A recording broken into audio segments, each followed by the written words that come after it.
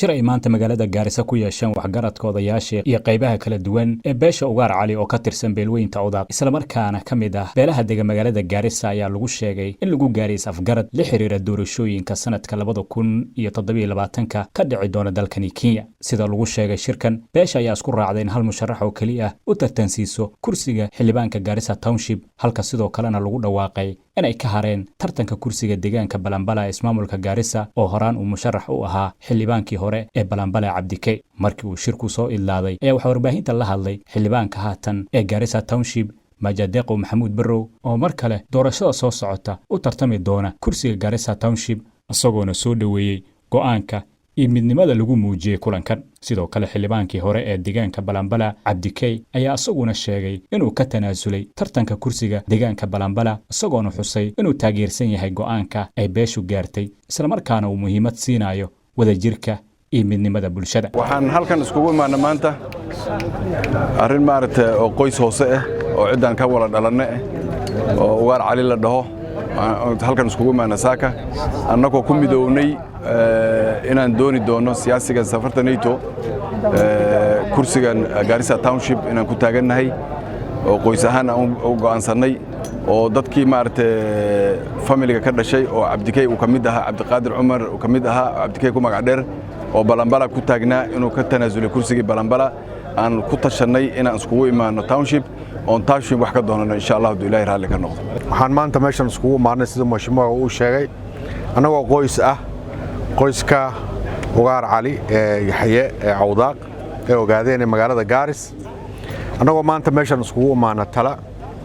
taladaas oo ah in ma aragtay qoyska uu u midoobo inuu maanta kursiga uu doonto walaalayaal horta waxaan ma aragtay salaam ballaaran u dirayaa dhammaan dadweynaha reer Balambala constituency asxaabtii igu xirnayd iyo ma aragtay akhyaartii aan isla shaqaynaynay waxay dhaafi waysay in ma aragtay hawlo badan la eego oo walaal badan oo ayagana dan leh oo kuraas doonayo oo intana la degan ma aragtay county-gan Gaaris kamid ah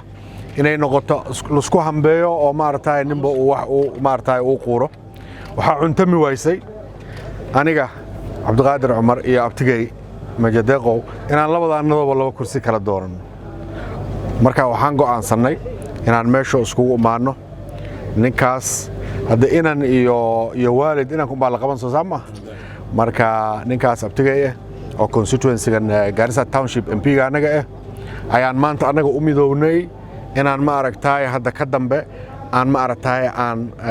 isaga daba kacno oo aan garab istaagno waxaan ka codsanayaa marka dhammaan reer Gaarisa constituency sida aniga oo Cabdikay oo garanaysaan oo maanta waliba rajo weyn lahaa aan wax u hambeeyay inaad inagana noogu hambeysaan oo Qur'aan nasiisaan oo aadna garab istaagtaan constituency-gan asaga ee Gaarisa Township insha Allah waan imaan doonaa waan weydiisan doonaa waliba si khaas ah waxaan raali gelin u weydiisanayaa dhammaan dadkii reer Balambala ee aan u imaanin oo wali u sheegin go'aankeyga ma aragtay si quickly ku gaar go'aanka asaga fadhiyaal ba socdaan campaign wuxuu leeyahay waqti buu leeyahay timelines waqtigii go'aaniyaha noocan oo kale la gaari jiray hadda la jooga walaalayaal waxaan naga codsanayaa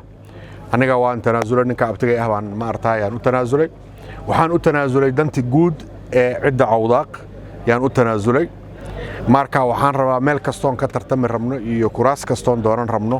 inaan ma aragtay diyaar u ahaano tanaasul kaas oo kale inaan sameeyno weydiisanayna Ilaahay subhanahu wa ta'ala inuu nagu guuleeyo ma aragtay waxyaalaha xilkan kale ee aan doonahay insha Allah marka I wish you well Abti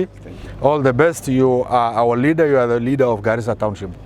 marka anaga waan ku garab taaganahay arintaas